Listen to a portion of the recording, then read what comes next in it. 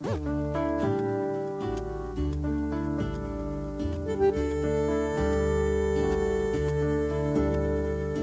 alegría!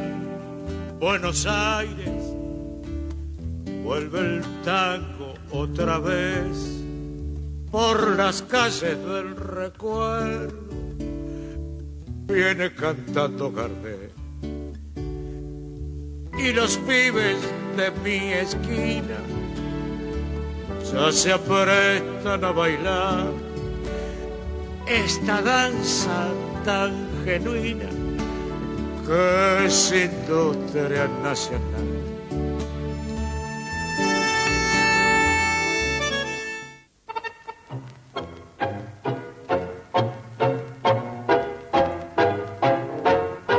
A comienzos de los años 20, la Guardia Vieja de Greco, Firpo y Canaro, entre otros, deja paso a una nueva generación de músicos. El sexteto de Julio De Caro encabeza una evolución musical que se extiende hasta los inicios de la década del 30, en medio de la crisis económica y la convulsión política provocada por el golpe de Estado del general Uriburu. La revolución del año 30 no solo significa el quiebre de la vida institucional, sino el quiebre además de un modo de ser y de sentir el país.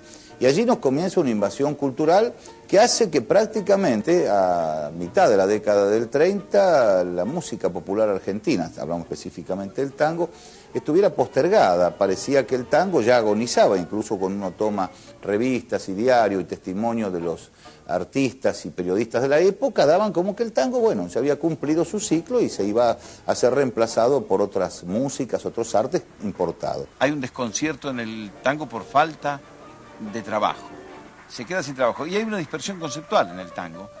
Ya empieza el sinfonismo, no sabe un poco qué hacer De Caro y qué hacer de Canaro para que la gente escuche tango, sobre todo que ha venido el cine sonoro. Las orquestas de los años 30 son orquestas donde la cantidad de músicos, si bien son de 12 músicos, tocan a un estilo todavía de tango menos bailable. En ese momento las orquestas estaban en otra onda, en onda de agregar timbres. Quien no tenía una batería tenía un clarinete, o un saxo, o una flauta. Se iba a otros timbres para hermosearlo. Motivados por un elemento tímbrico y rítmico más precario, los bailarines habían comenzado a abandonar la pista. Súbitamente emerge ese ritmo enérgico y nervioso de D'Arienzo y revoluciona las pistas y abre la perspectiva para la formalización de la década del 40.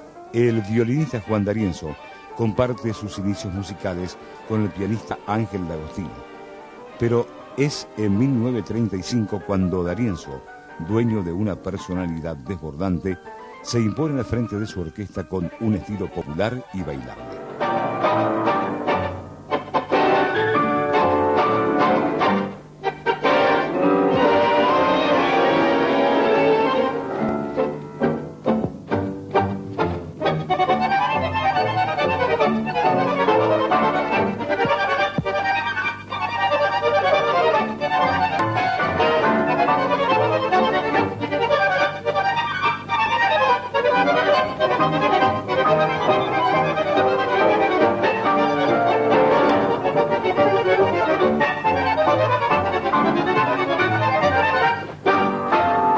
Cuando salió el éxito de D'Arienzo lo hizo con la comparsita, con esa comparsita, con La Puñalada, con El Irresistible, una serie de títulos que quedaron en aquellos primeros días del éxito de D'Arienzo.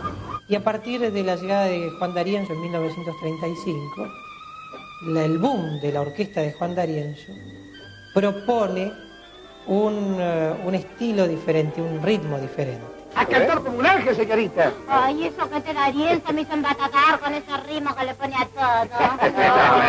La orquesta va a comenzar a tocar con compás marcado.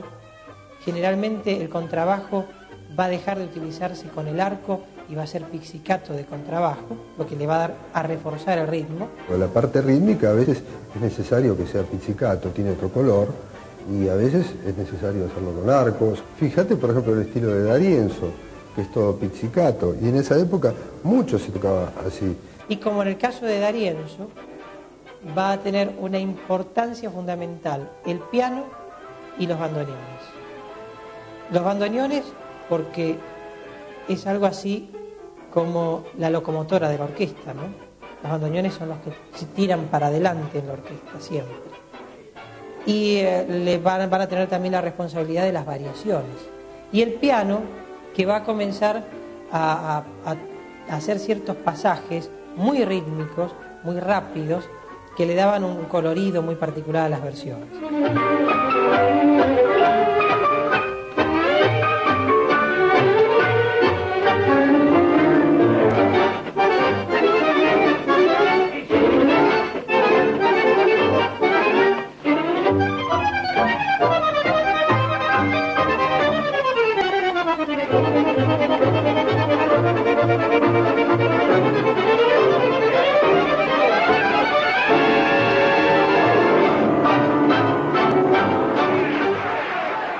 Y ahí la gente se empieza a acercar a los clubes para bailar, la juventud.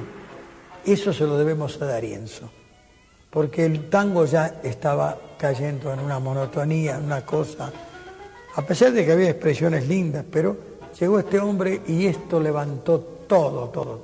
A partir del boom de Juan D'Arienzo, las demás orquestas, digo, Aníbal Troilo, Carlos Di Sarli, Ricardo Tanturi, Osvaldo Fresedo, que habían comenzado muchas de ellas a finales de los años 30, apuraban el ritmo. Y a veces a pedido de las compañías discográficas, que le decían a los directores, tienen que tocar con más ritmo al estilo de D'Arienzo. Estábamos en un, no sé si era un teatro o un hotel grande, y estaba la orquesta, los muchachos de la orquesta de Pichuco, estaban escuchando por radio un disco de D'Arienzo y se reían, no es que se reían de D'Arienzo, de lo rápido que tocaba. Y Pichuco, como siempre sensato, dijo, muchachos, guarda que gracias a este trabajamos nosotros.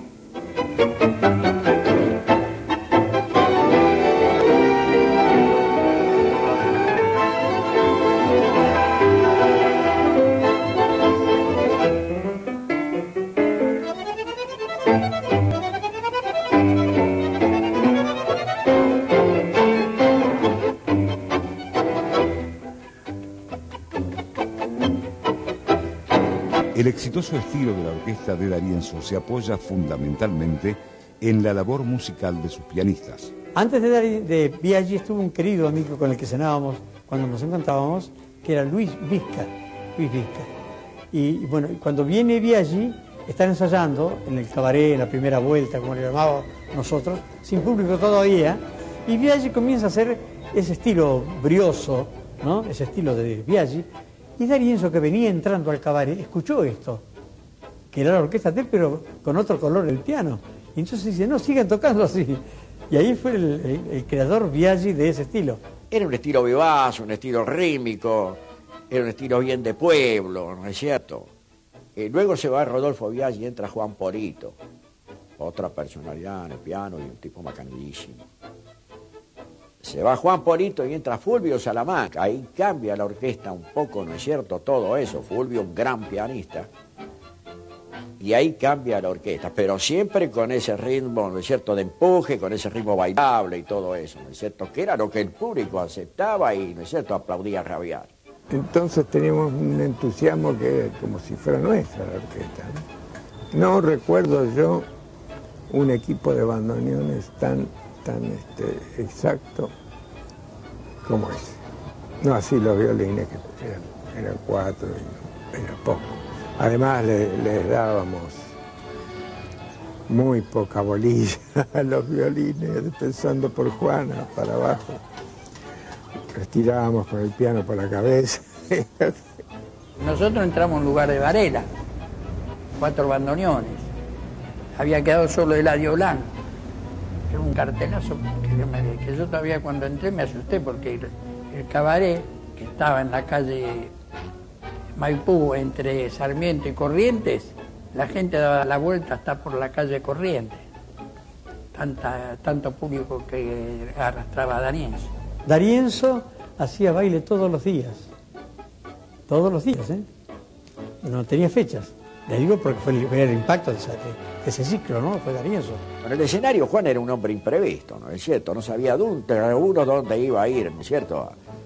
Entonces él se acercaba a uno y él le daba ese ímpetu, ¿no es cierto?, a esa persona, y él le daba todo, ¿no es cierto? Él se ponía al lado mío, por ejemplo, y bueno, había que estar al lado de Juan, donde le estaba gritando y donde le estaba hablando y donde le pedía más y donde... Sí, él no se quedaba nunca, el escenario era sagrado para Juan.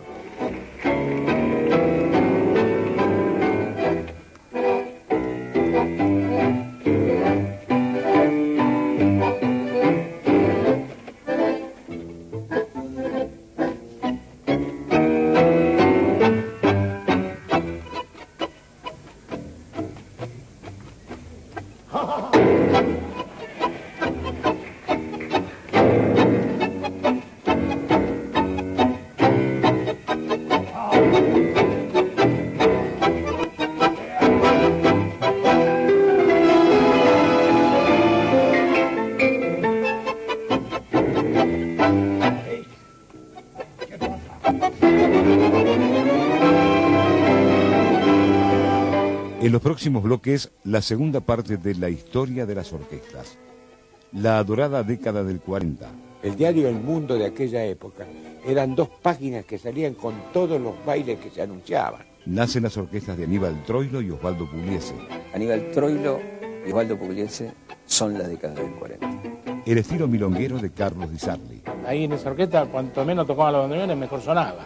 La popularidad de Alfredo de Angelis. De Angelis es la orquesta del momento, la más vendedora de discos en ese momento, ¿no?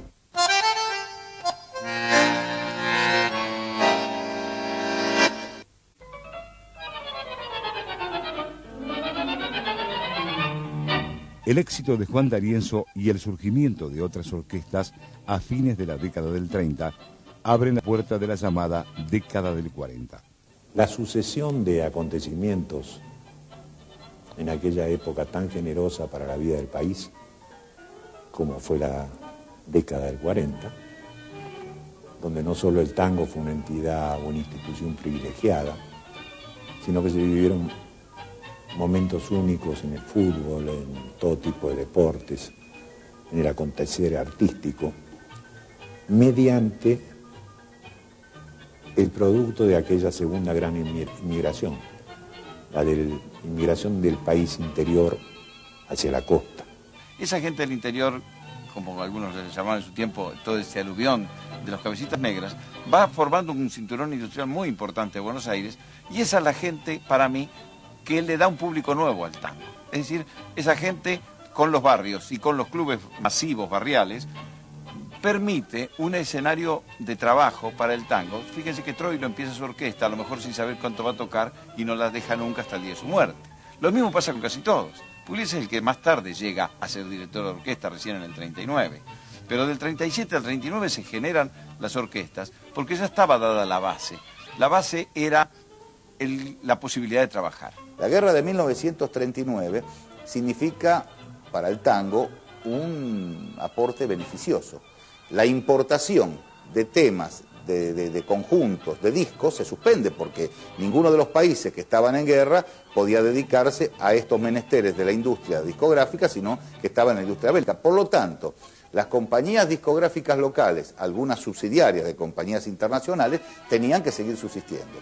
Y encontraron entonces un formidable conjunto de talentos que estaban allí esperando que alguien los llamara, y que son toda esa eclosión que se produce en el año 40. Esos años para la cultura nacional, esos años hasta el 55 prácticamente, por el aislamiento, porque las potencias o digamos los países centrales del mundo estaban ocupados en reconstruirse de la guerra del 45 al 55, hay como una gran posibilidad de nuestra cultura. Y entonces se desarrolla, tal vez el aislamiento, no sé, hasta la moda Divito, por ejemplo, es una moda creada por nosotros. En ese tiempo no hay un catálogo francés, una revista de humor había la gente que se vestía tal cual como se dibujaba en la revista. En ese momento detona todo, y entre lo que detona el tango. D'Arienzo consigue que el tango vuelva a bajar a los pies. Por eso cuando se habla de que el 40 comienza antes, y sí, comienza prácticamente esa línea de recuperación del tango, comienza con esta orquesta. Pero con esta orquesta no comienza la renovación. Creo que hay que separar dos cosas. Comienza la recuperación de la difusión y del interés por el tango. En la década del 40 se recupera en gran medida el interés del público en general por el tango, tanto en los discos como las actuaciones en vivo, los bailes masivos. El diario El Mundo de aquella época eran 2 páginas que salían con todos los bailes que se anunciaban, en donde habían orquestas de mucho nombre, de menos nombre, orquestas que se formaban en los barrios, las orquestas de jazz que se armaban en aquel tiempo, porque los bailes se formaban por la típica y por la jazz. Entonces tocaban, y las jazz tocaban bolero, tocaban samba en ese tiempo, tocaban toda clase de música, la música americana, y se dividía con el tango en los bailes. Los bailes eran en un mes 16, por ejemplo, bailes, más actuación en una confitería, más grabaciones. Era una cosa de trabajar y siempre a sala llena. Cada confitería tenía su elenco de orquesta. La calle Corrientes estaba llena de confiterías, ¿no?, conocidas.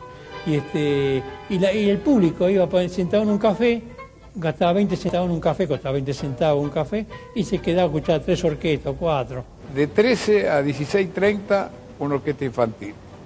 De 17 a 21, una orquesta de señoritas.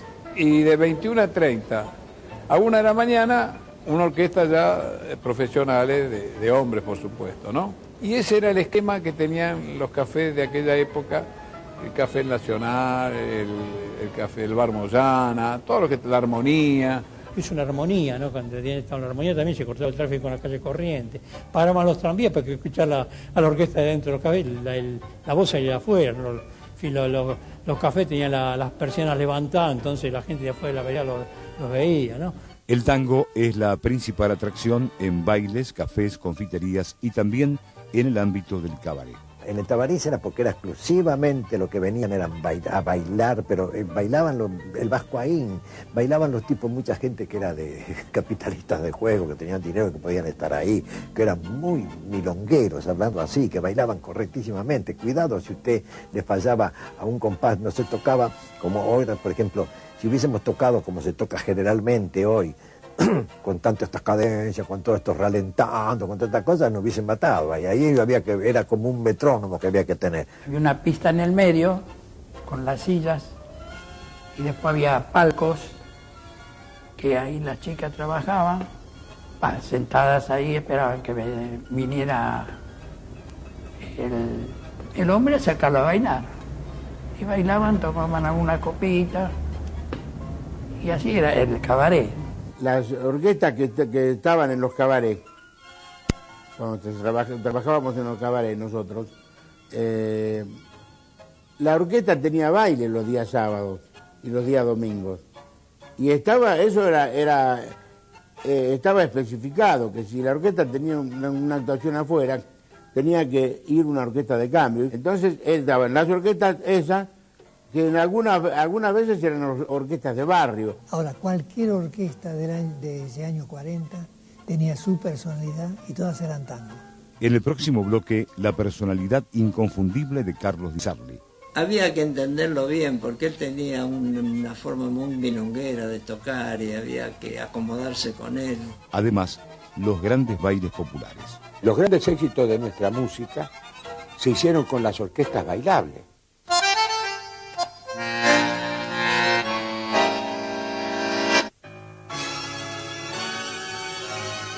Nacido en Bahía Blanca en 1900, Carlos Di Sarli es uno de los baluartes de la llamada década del 40.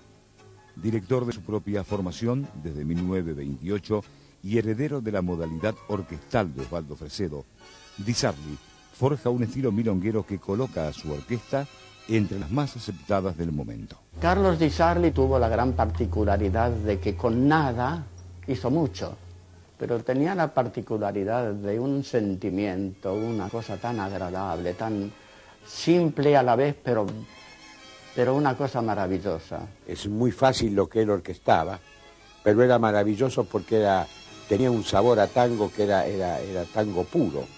Él está considerado como uno de los grandes pianistas del tango. Mandaba un bajo grave y ese bajo quedaba sonando y hacía, por ejemplo, un marcado al revés. Uno así. O si no, hacía uno que era como un redoble. Iba variando de acuerdo a como él le parecía, además de los toques que iba poniendo en la mano derecha. Cantaba con el piano. Yo creo que no hubo ningún pianista milonguero y tanguero como él. Esa zurda que él tenía y el sonido de su piano y la idea de creación de éxito como fueron Organito de la Tarde o Don Juan o Bahía Blanca y todos esos tangos fueron, yo creo que fue la única orquesta que hacía éxitos de tangos de orquesta.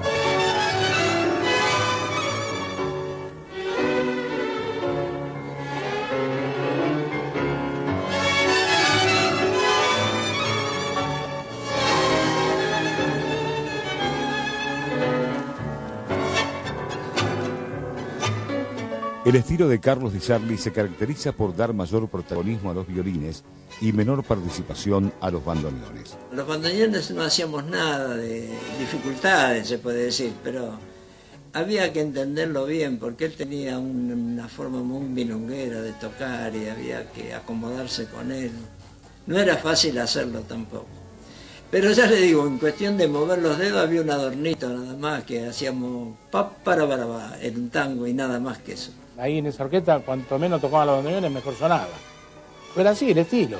Alguna vez toqué fuerte y Di Sarli me pidió que no apretara tanto, ¿no? Di Sarli necesitaba más violines porque una orquesta que era más violinística que bandoneonística, ¿no? Se diluían más los violines que los bandoneones. Y esa orquesta tenía la virtud de cantar las frases completas. Y había que empezar muy suavemente y terminar muy suavemente, pero en el transcurso de esa frase la intensidad del sonido subía y bajaba.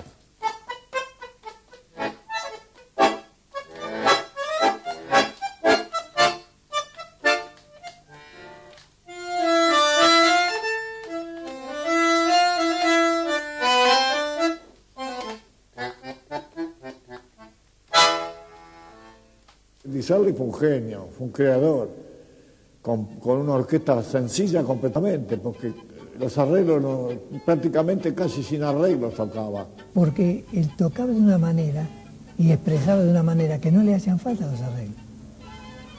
Entonces esa forma distinta de mostrar un tango hacen que el bailarín se despeje de pensamientos raros y que piense en el tango como tiene que pensar. Él, mientras la orquesta está cantando, de pronto él deja la orquesta sola y hace apariciones con el piano, como si fuera un pintor que está poniendo toquecitos donde hacen falta. Él llenaba todos los huecos.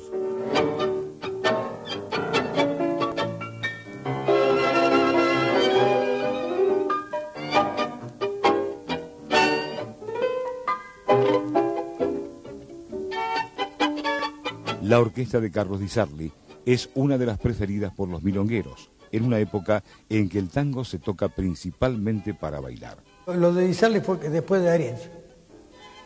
Cuando se impuso D'Arienzo, después se impuso Troilo, después se impuso Di Sarli. Lo de D'Arienzo era más ágil, a lo mejor más dinámico. Di Sarli era más sentimental,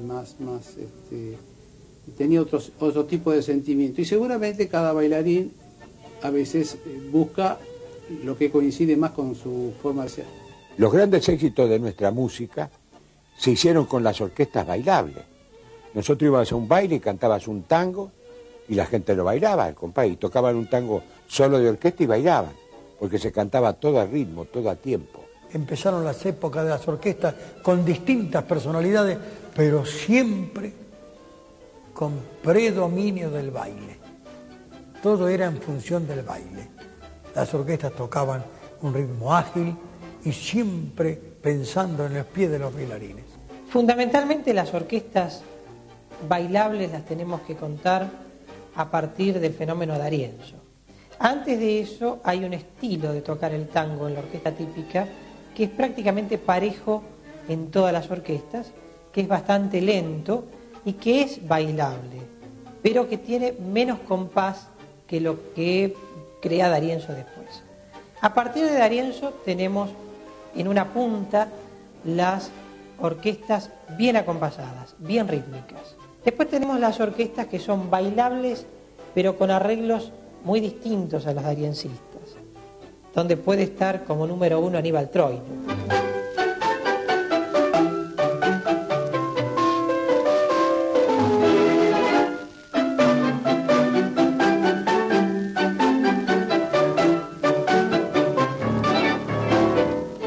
En el próximo bloque nace la orquesta de Aníbal Troilo. Yo creo que Troilo no es un músico de tango, es el tango. Además, las creaciones inolvidables de Osvaldo Pugliese. Pugliese inicia su actuación tomando las propuestas de Julio De Caro, abiertamente.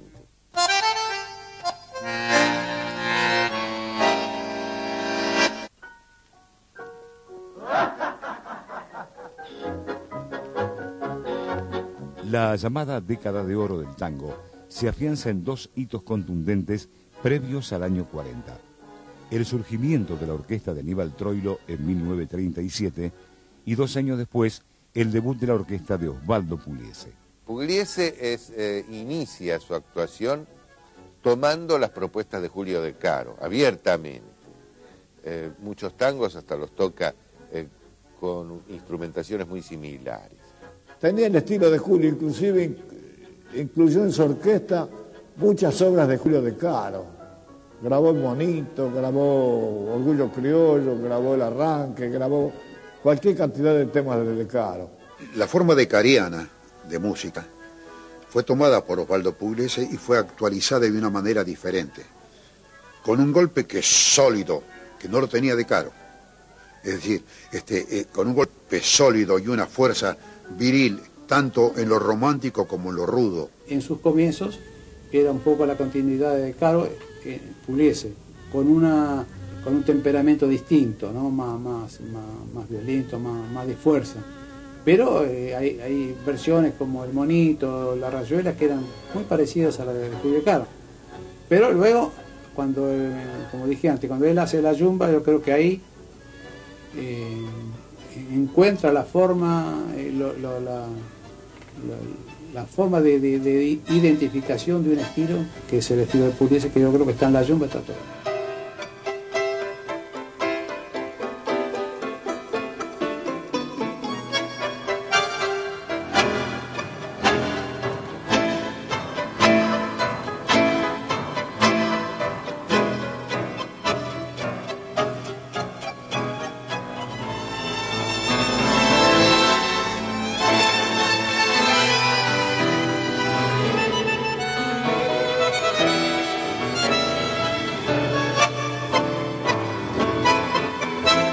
Pugliese introduce una variante que no había, es decir, la acentuación dentro del compás es distinta al tango, del antiguo tango, ¿no?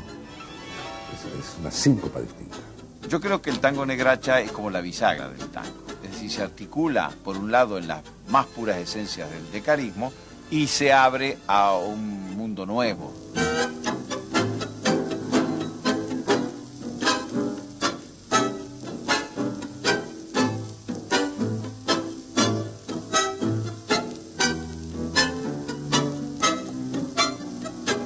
Osvaldo Pugliese desarrolla sus inicios musicales con figuras de la talla de Roberto Firpo, Pedro Mafia, Elvino Bardaro, Aníbal Troilo y Alfredo Gobi. A partir de la formación de su orquesta en el año 39, Pugliese se aleja poco a poco de la raíz decareana y modera un estilo propio de fuerte acentuación y particular fraseo. La orquesta de Pugliese, como la de Alfredo Gobi, debe haber sido de las más complicadas para que un músico pudiera engranar en ellas, por la cantidad de sutilezas que tenía.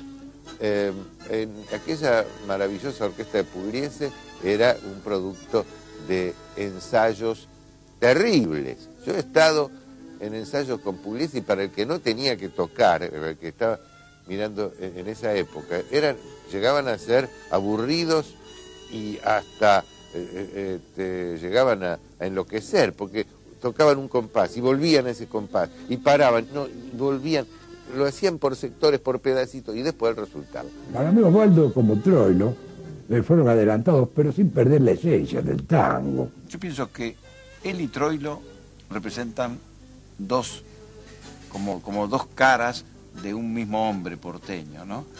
Troilo representa un poco lo que le gustaría hacer a cada porteño en la noche, en su vida corriente.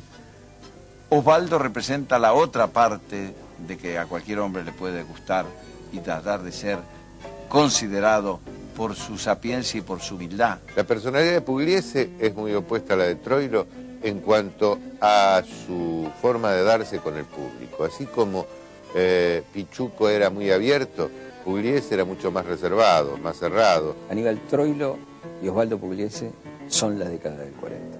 Aníbal Troilo es el prototipo del tango del 40.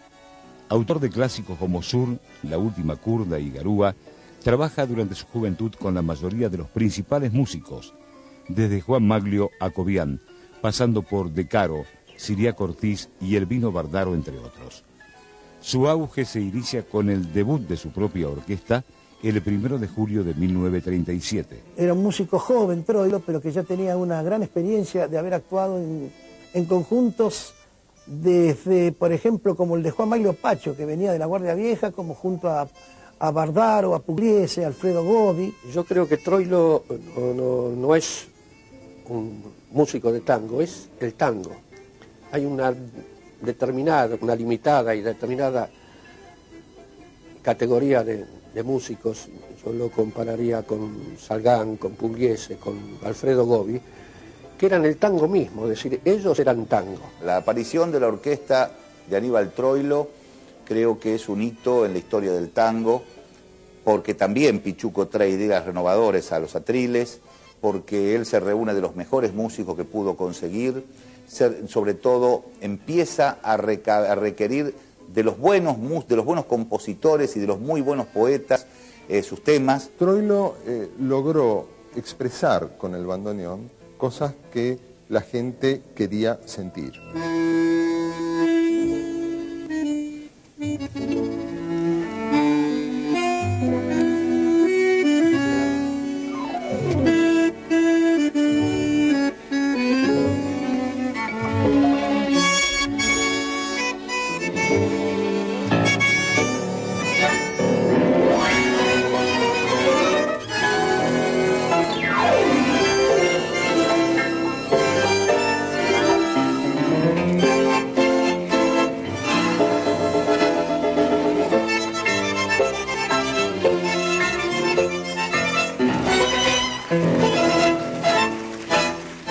Su orquesta era como él, una orquesta pasaba por el corazón, pero muy atildada y a la vez atorrante. No había una nota de más ni una nota de menos. Un maestro del silencio, algo difícil de manejar a los músicos, la pausa, el silencio, enemigo de los virtuosismos y muy esencial. Troilo pertenece a esa camada de orquestas de la llamada década del 40 que trabajaron fundamentalmente para el tango bailable. El Pichuco inicial es muy rítmico, como eran todas las orquestas del 40 en sus comienzos, porque el éxito estaba en el baile. Además de eso, Troilo significa en la década del 40 una orquesta que, sin dejar de ser bailable, mantiene la búsqueda de la calidad musical. A partir de, por ejemplo, una apoyatura fundamental que tiene la orquesta, que es, además de su bandoneón, el piano de Orlando Goñi. Pichuco en vida lo reconoció siempre. Es decir, él tenía una gran admiración, una gran amistad por Orlando Goñi, a pesar de las travesuras que Orlando Goñi solía hacer, ¿no? Sobre todo dejándolo sin pianista en el momento de actuar. Además, Goñi fue un pianista renovador, absolutamente renovador, que trabajó, contrariamente a sus antecesores pianistas en las orquestas de la década del 30, sobre el contracanto de la música. El piano de Orlando Goñi era la antítesis, era un piano conductor, que a partir de ese toque que le imprime a Orlando Goñi, nace lo que es la escuela del tango moderno. El tango moderno nace con Aníbal Troilo y todos los que venimos después somos hijos de esa orquesta. Y te digo, Astor también, Salgán también, Aterio Tampone también, porque cuando éramos pibes, jóvenes, todo el mundo aficionaba a tocar con el Gordo Pichuco.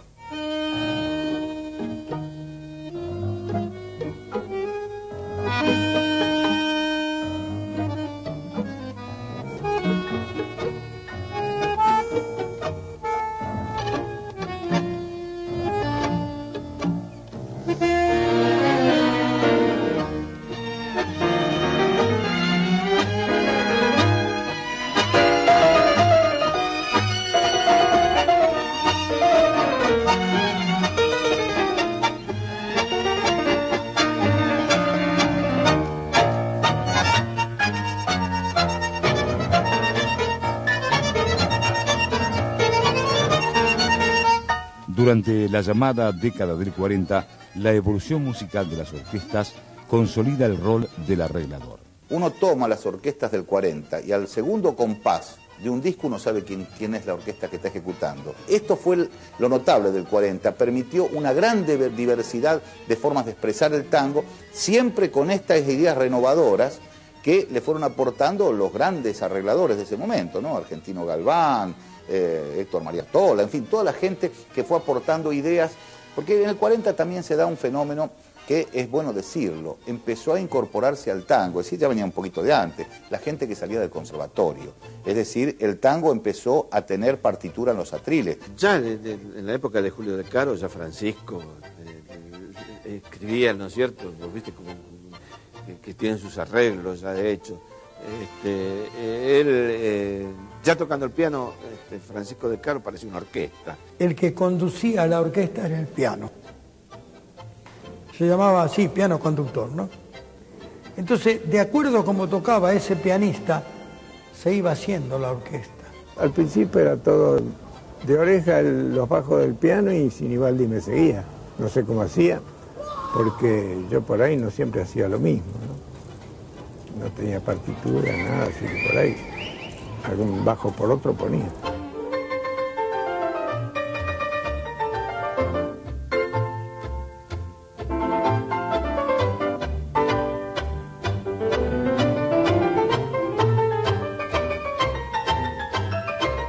Como no había arregladores profesionales, el director decía, che, mira, la primera parte la vamos a hacer todos juntos. Y después en la segunda le decía al violinista solista, cantá vos, ¿sabés? Nosotros te vamos a acompañar. Y después el bandoneón salía haciendo una cosa vos sobre el motivo del tango, ¿no? Y así se iba armando. Lo que después se hizo como profesión el arreglador que distribuyó todo eso organizadamente. La contrapartida que yo vería en esa tarea es que le quita al instrumentista la posibilidad de ejecutar tal cual lo siente. El estilo de la orquesta pasa a ser el del director y o el del arreglador. Hay testimonios de músicos de la anterior época que una vez que tuvieron que tocar bajo estas nuevas condiciones a fin de ganarse sustento, confiesan que sufrían mucho al no poder expresarse y tener que tocar como alguien le decía a él. Argentino Galván era un hombre, quizá no de mucho estudio, pero tenía una intuición atroz. Tenía una forma de colocar acordes, trabajaba la cuerda de una manera tan especial. Bueno, ahí es donde Pichuco sale de aquella orquesta primitiva y forma la orquesta con 5 bandoneones, 5 violines, viola, cello, bajo y piano.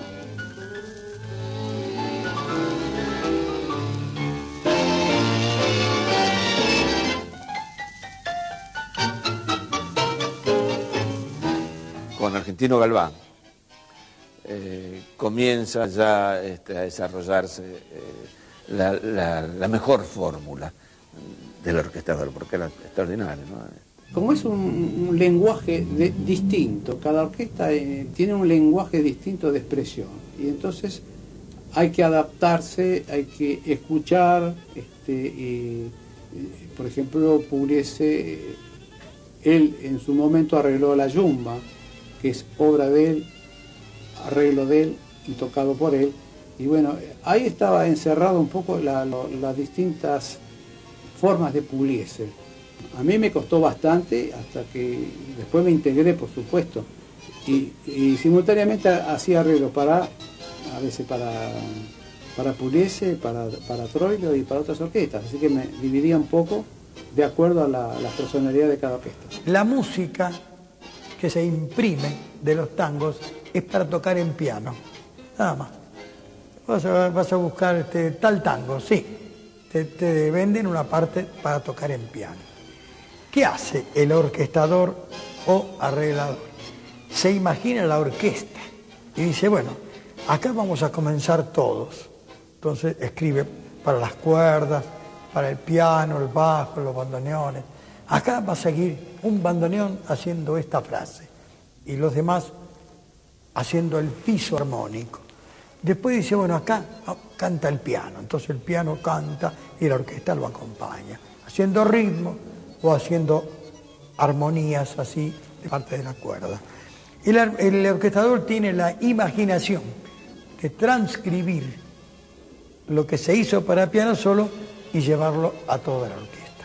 En el próximo bloque, Miguel Caló y la Orquesta de las Estrellas. Se juntó todo ahí, la creatividad que había para estrenar temas que después fueron éxitos, que aún perduran. Además, las orquestas tienen su hinchada.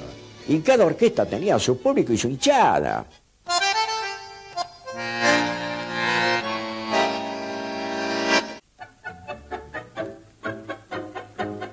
...1941... Alfredo de Angelis, autor de Pregonera y El Taladro, debuta con su orquesta en el Café Marzotto. Su repertorio bailable, su participación en el Glostora Tango Club, difundido por Radio El Mundo, y la atracción de sus cantores, convierten a la orquesta de Alfredo de Angelis en una de las más populares de la década de oro. Ese estilo era muy fuerte, muy alegre. Yo siempre digo que él era nostalgioso, pero no depresivo. Era un nostalgioso optimista, porque te daba la fuerza como para seguir. Alfredo era una persona sensacional, más que director, era un amigo. Tengo recuerdos de giras que hemos hecho por Chile, por Colombia, por el interior de la República, actuaciones en el Glostora Tango Club, en Radio El Mundo, carnavales importantes en Club Comunicaciones, en la ciudad de Córdoba, en Mendoza. De Angelis es la orquesta del momento, la más vendedora de discos en ese momento, ¿no? La atracción tal vez de Angelis se apoyaba en los cantores, en los cantables, o sea, en los tangos cantables, ¿no? Entonces la atracción era Carlos Dante y Julio Martel en ese momento, ¿no?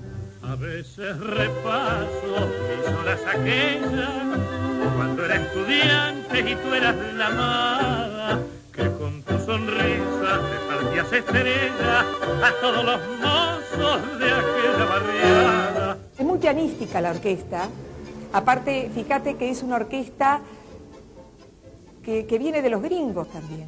La manera de colocar los violines, los bandoneones. Se notaba que mi abuelo era violinista, mi abuelo italiano. Era un ritmo sencillo, entrador, y aparte en la venta de discos, en la difusión que tenía. Incluso le decían la calecita, porque en todas las calecitas pasaban discos de él. Siempre las calecitas, que es lo más popular, es una calecita, siempre estuvieron las grandes figuras. Rápido, que está tocando de Angelis y quiero pedirle un autógrafo.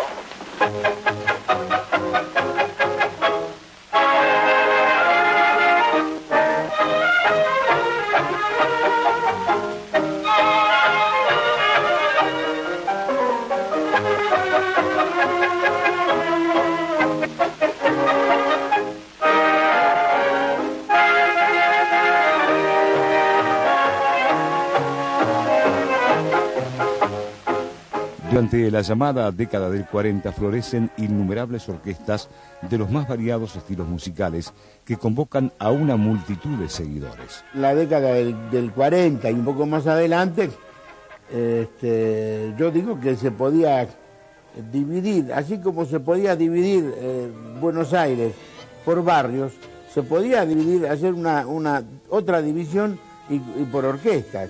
Porque estaban los fanáticos de D'Arienzo, los fanáticos de Pugliese, los fanáticos de Di Sarli, los que seguían a otras, los fanáticos de Troilo, los que seguían a De Angelis. Y cada orquesta tenía su público y su hinchada. Se peleaban en las esquinas los muchachos uno cantaba mejor que otro, un tango era mejor que otro, en fin, ¿no? Y dice, ¿dónde vamos a bailar? Miraban el día y decían, mirá, acá está Di Sarli, uy, acá está, mirá, acá está D'Arienzo, uy, vamos para allá. Qué lindo, qué lindo. Éramos 3 hermanos. El mayor de mis hermanos era hincha de D'Arienzo, ese era milonguero, era el único que bailaba la feina. Yo no bailaba, mi otro hermano tampoco. Mi otro hermano Héctor era hincha de Pugliese, de Charly de Morán. Y yo era hincha de Angeli. Y recuerdo que para conectar la radio en aquel entonces se había comprado una Dionola, que era un aparato, un tocadisco que se conectaba a la radio. Entonces la voz se ponía el disco en el tocadisco y salía por la radio. Y era de mi hermano. Entonces no me dejaba escuchar el disco de Angeli. Así que escondida, cuando yo trabajaba, pues escuchaba la gracia que me interesaban a mí, ¿no? Fue popularísima la orquesta de Juan. Juan era boca. Llevaba, ¿no es cierto? Y vendía, todo. Los seguidores de Pugliese, los seguidores de Carlos Di Sarli, los seguidores de Troilo. Fue una etapa maravillosa. La hinchada de Pugliese no es la gente del cabaret de la noche, no es la gente de la clase alta cuya orquesta podía ser Fresedo, no es tampoco la clase media más alta de Di Sarli, por ejemplo. La hinchada de Pugliese está dada por esa gente que encuentra un cauce político también y desemboca, por ejemplo, en el 17 de octubre. Todas las orquestas llevaban y bueno, y volvemos a reiterar que tenían su público, su gran público, su gran masa que lo seguía a todos lados. Este es el tango que bailamos, que cantamos, que reímos o lloramos de corazón. Con los tangos de ayer, de puro corte y quebrada. Los tangos de ayer, painas y guapos tallaban. Con los tangos de hoy, melodía y canción. Tangos de hoy y de ayer, con la recordación de Carlito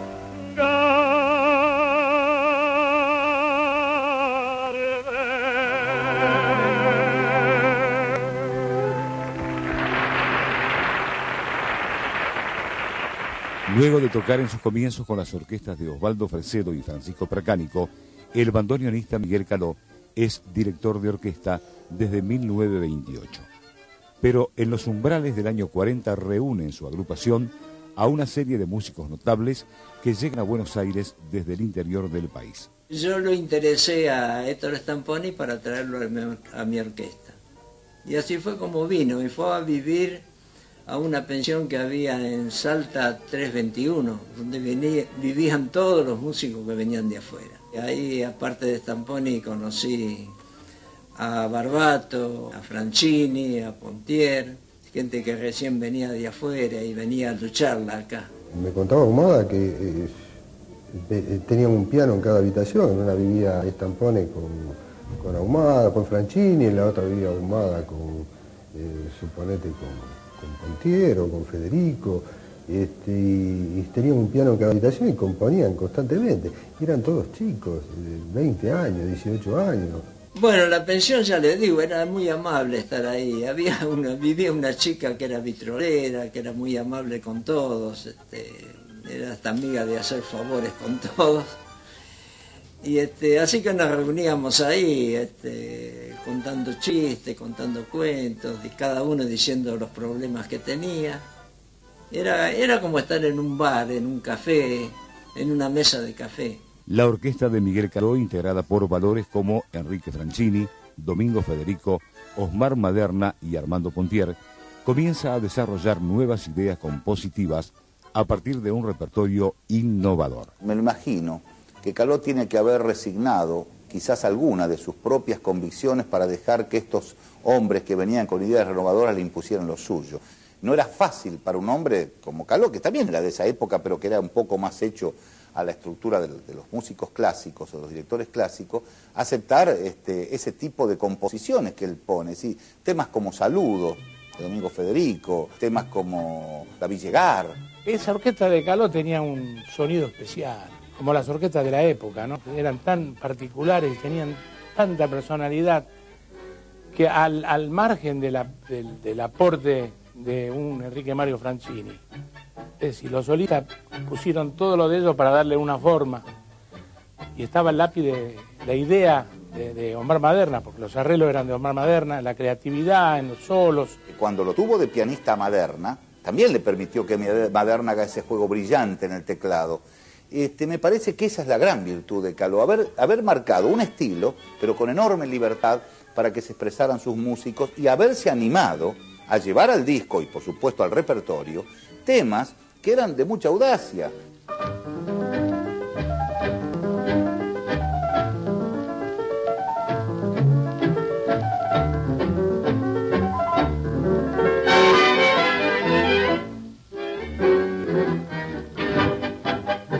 Eso de Maderna con Caló, con Franchini, con Domingo Federico y Pontier, aparte las obras, los autores, se juntó todo ahí. La creatividad que había para estrenar temas que después fueron éxitos, que aún perduran.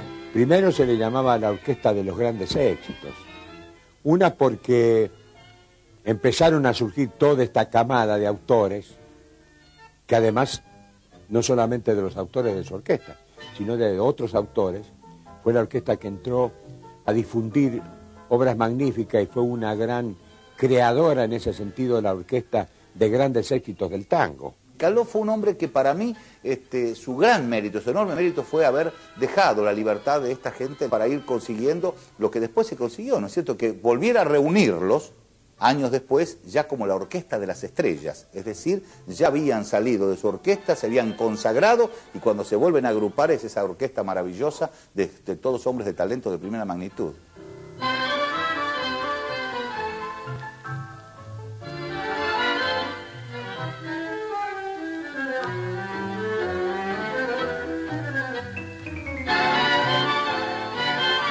En el próximo programa de Volver Tango, la tercera parte de la historia de las orquestas. De la agrupación de Miguel Caló nacen las orquestas de Domingo Federico, Franchini Pontier y Osmar Maderna. Franchini y Pontier significan una orquesta renovadoramente novedosa. Es decir, cuando aparece la orquesta, si mi memoria no me es infiel, debutó un 1 de septiembre del año 45 en el Tango Bar, inaugurando además el boliche, fue una revolución.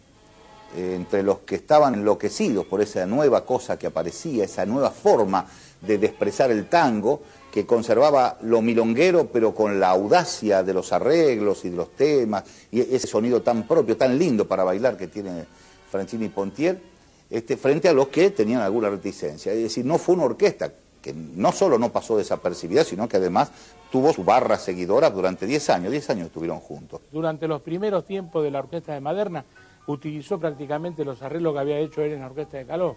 Llámese Loca Bohemia, Sanssouci, Inspiración, que los había grabado la orquesta de Caló. Nosotros escuchamos a Maderna en 1946, cuando graba sus primeros discos. Lo escuchamos en el año 51, que son los últimos. La orquesta no varía, no evoluciona. Uno escucha a Chiqué. Bueno, el tango, su contenido, su esencia está desde que empieza hasta que termina. El sonido inimitable de Alfredo Gobbi. Pero ocurre que muchos no saben la dimensión de músico que tenía Alfredo Gobbi. Era una orquesta bastante musical, pero dentro de la sencillez. Pero en la expresión tenía una fuerza y exquisitez para decir. Gobbi conocía todos los instrumentos, escribía bien todo, y esa orquesta tenía un sabor tanguero y una calidad tremenda. Nosotros nos volvíamos locos con Gobbi. La renovación de Astor Piazzolla y Horacio Salgán. Los dos referentes del 50, donde a partir de ellos se gestó toda una generación, son Salgán y Astor Piazzolla. Tanto Salgán como Piazzolla se inician como directores en la misma época, más o menos, ¿no? Pero la personalidad de ambos es muy distinta. Musicalmente Piazzolla sabía un montón, entonces lo quiso imponer en el tango. Horacio Salgán es uno de los mejores orquestadores que hay. Salgán es el primer vanguardista del tango. El estilo espectacular de la orquesta de Mariano Mores. Mores quizás se acerque un poco al estilo Canaro. Él trató de hacer una orquesta lírica, como decía él, la orquesta lírica popular del tango, una cosa así le había puesto. Comienzo con los bajos, pero yo ya lo estoy escuchando con gran orquesta. El papá nació, papá de ti. buscando una canción que nos uniera. Los cambios en la orquesta típica desde la década del 60 hasta hoy. Se deja de lado el ritmo que era una cosa con un reloj puesto, como es el jazz, con metrónomo.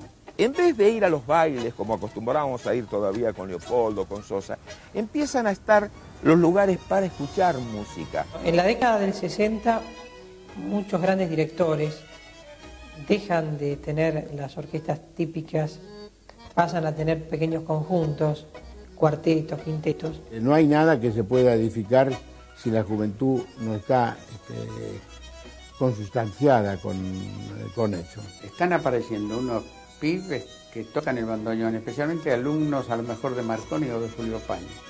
Pero unos pibes que tocan el instrumento van a tener un porvenir sensacional.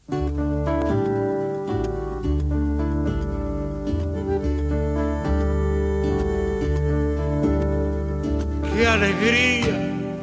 Buenos Aires, vuelve el tango otra vez por las calles del recuerdo, viene cantando Gardel. Y los pibes de mi esquina ya se aprestan a bailar esta danza tan genuina que es industria nacional. Suena un fuelle melodioso en el palco de un salón y a las pibas milongueras